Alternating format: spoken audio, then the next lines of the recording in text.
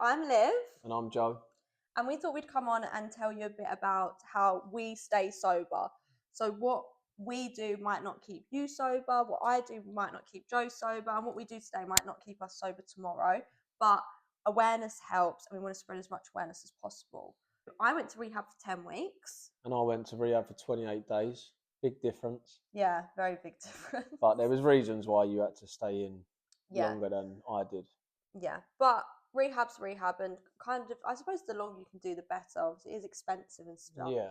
But the longer you can do, the better. But we're both in the fellowships. Yeah.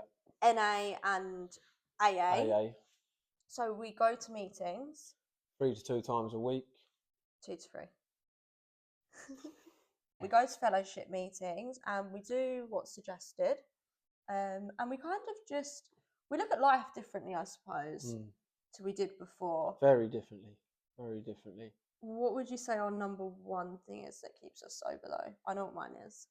Or yours? I'd say writing 10 gratitudes of a night time. I'd say the same. Is that what yours was? 100%. Yeah. 10 things you're grateful for. At first, I really struggled to even find one thing. But it could be something silly like how nice the day is out there or how sunny it's been that day. There's so many things to be grateful for. 100%. I always start mine off with how many days sober I am.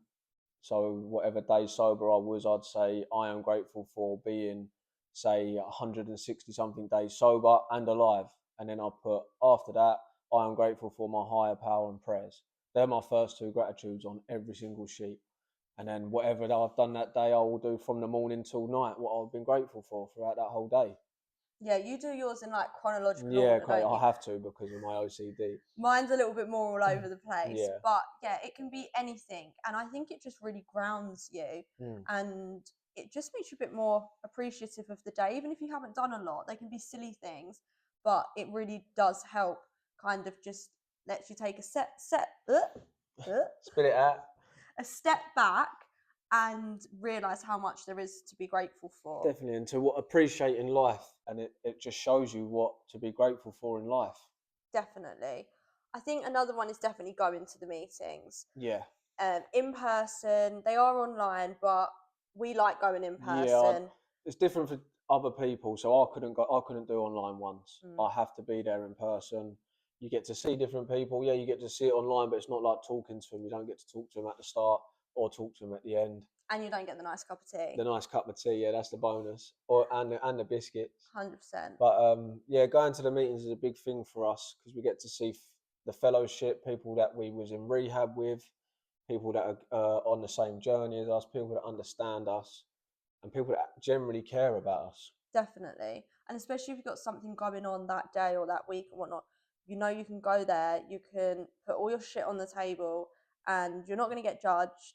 Everybody's going to understand. Yeah. And I never walk away from a meeting feeling worse than I did walking in. No, I feel brilliant when I come out of them places. Even if we already feel good going in that day, and sometimes we might think, oh, should we go, shouldn't we go? We feel all right. You have to do it, and we're quite strict on that. We keep going. We keep going back. We keep coming back. Always. Them chairs are very expensive seats to be in, but they are free at the same time. Definitely. I like that. Good, wasn't it? That was good, wasn't it?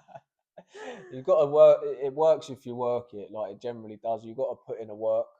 I've never worked through anything throughout my life. I've done everything half-hearted, but I'll put in 100% to my recovery and I'll stay sober. Yeah, we're not winging it, staying sober. No. Definitely not. If we could have, we would have done that. We wouldn't have had to go to rehab and get the help we needed.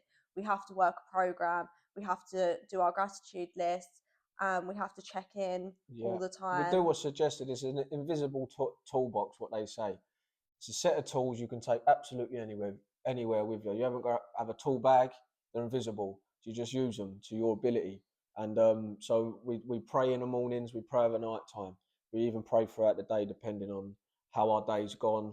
Like the Serenity Prayer probably gets said a good 10 times a day. That's my favourite. Yeah, that's a really good prayer to say, just to take you out of yourself and just restart your day at any time. Yeah, it just makes you feel as well like you're not battling addiction alone. Yeah. It's something that we have control of. It's our program. Everybody works it differently, but the program is the program. Yeah. So that's a really good kind of intel to how we stay sober. I mean, that's the main bits. We do other things as well. Obviously, you've got like hobbies, keeping yourself busy, maybe private therapy. We go back and visit the rehab we went to. There's loads of little things, but our main thing is the work in a program. Working a program, yeah, the 12-step program.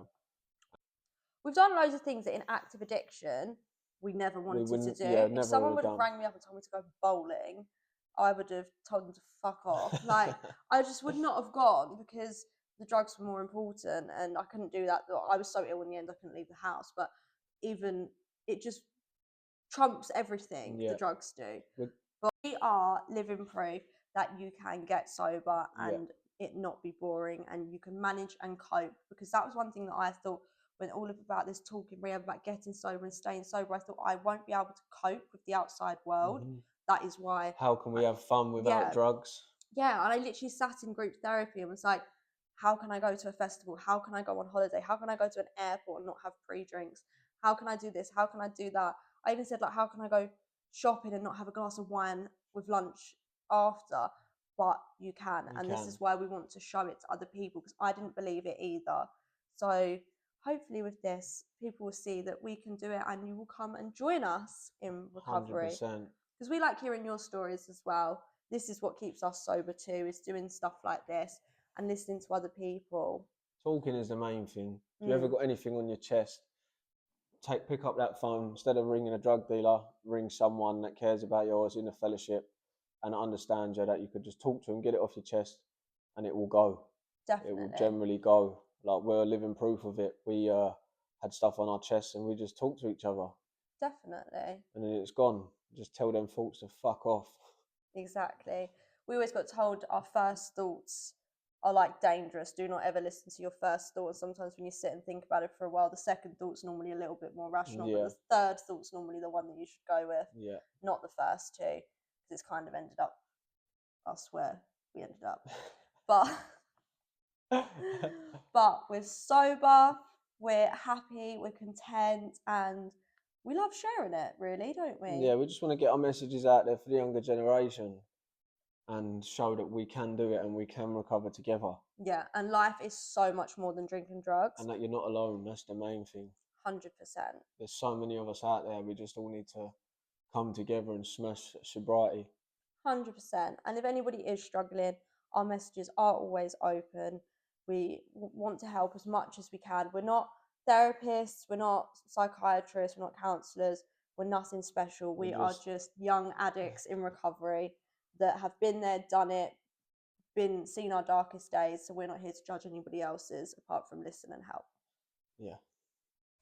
So thank you for listening. Thank you for all the support on our page. Yeah, we appreciate it all so much. We're very overwhelmed at it all, but it means a lot to us. Definitely. And we're going to try and do some more talking videos, one on ketamine bladder, maybe one on ADHD. Yeah. We just want to keep spreading awareness. We're trying our best to get our messages out there and hopefully help as many of you as possible.